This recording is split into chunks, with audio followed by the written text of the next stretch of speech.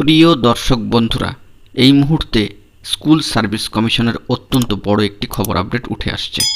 907 বিকৃত ওএমআর এবং লিস্ট সংক্রান্ত বিষয় থাকছে এই ভিডিওতে। অত্যন্ত গুরুত্বপূর্ণ খবর, তাই ভিডিওটিকে শেষ পর্যন্ত দেখে নেবেন ও চ্যানেলটিকে সাবস্ক্রাইব করে সঙ্গে থাকবেন। এই মুহূর্তের জন্য স্কুল সার্ভিস কমিশনের অত্যন্ত গুরুত্বপূর্ণ খবর আপডেট উঠে আসছে। স্কুল সার্ভিস কমিশনের মাধ্যমে একাদশ দ্বাদশের নিয়োগে প্রাপ্ত শিক্ষকদের নিয়ে একটি বিরাট বড় খবর কিন্তু সামনে আসছে। একাদশ দ্বাদশের 907 জনের শিক্ষকদের তালিকা নিজেদের অফিসিয়াল ওয়েবসাইটে আপলোডেড করে দিল স্কুল সার্ভিস কমিশন। মাথায় রাখতে হবে, এটি কিন্তু 28 জুলাইয়ের মধ্যেই করল স্কুল সার্ভিস কমিশন। মহামান্য আদালতের নির্দেশ মেনেই এই তালিকা প্রকাশ করা হলো। এই শিক্ষকদের ওএমআর জালিয়াতি করে শিক্ষক পদে নিয়োগ হয়েছে বলে দাবি করেছেন সিবিআই। এ বিষয়ে বলা ভালো যে নামের তালিকা প্রকাশ হলেও ওএমআর শিট প্রকাশে স্থগিতাদেশ দিয়েছে সর্বোচ্চ ন্যায়ালয় সুপ্রিম কোর্ট। ফলে ওই দিন ওএমআর শিট প্রকাশ করা হয়নি।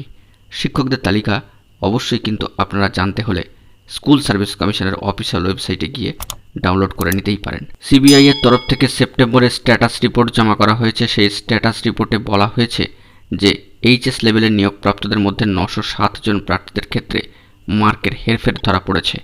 ওএমআর প্রকাশে নিষেধাজ্ঞা দিয়েছে দেশের সর্বোচ্চ আদালত সুপ্রিম কোর্ট। 2016 SLST একাদশ দ্বাদশের ওএমআর প্রকাশে 1 সপ্তাহের জন্য অন্তর্বর্তীকালীন স্থগিতাদেশ দিয়েছে সর্বোচ্চ ন্যায়ালয় সুপ্রিম কোর্ট। সমস্ত ওএমআর সুপ্রিম কোর্টে পেশের নির্দেশ দেওয়া হয়েছে।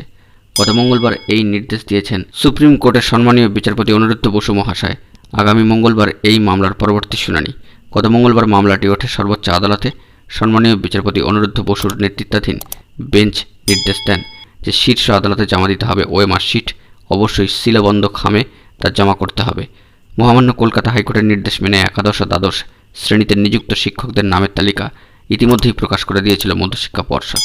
আদালতের নির্দেশ অনুযায়ী একাদশ দ্বাদশ শ্রেণীতে নিযুক্ত 5757 জন প্রার্থীর নাম, স্কুলের নাম সহ একাধিক বিস্তারিত বিবরণ দিয়ে প্রকাশ করে দিয়েছিল ইতিমধ্যেই মধ্যশিক্ষা পর্ষদ।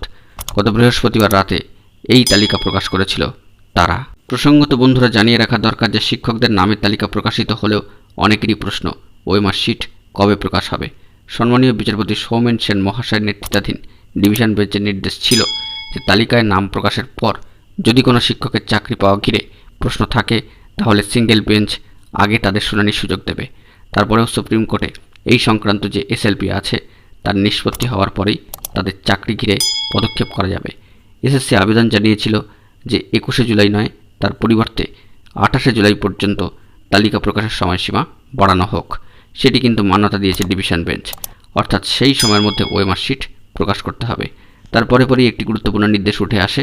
যদিও এই ওএমআর শিট প্রকাশে নিষেধাজ্ঞা জারি করেছে সর্বোচ্চ ন্যায়ালয় সুপ্রিম কোর্ট, ফলে এই 28 জুলাইও ওএমআর প্রকাশিত হবে না।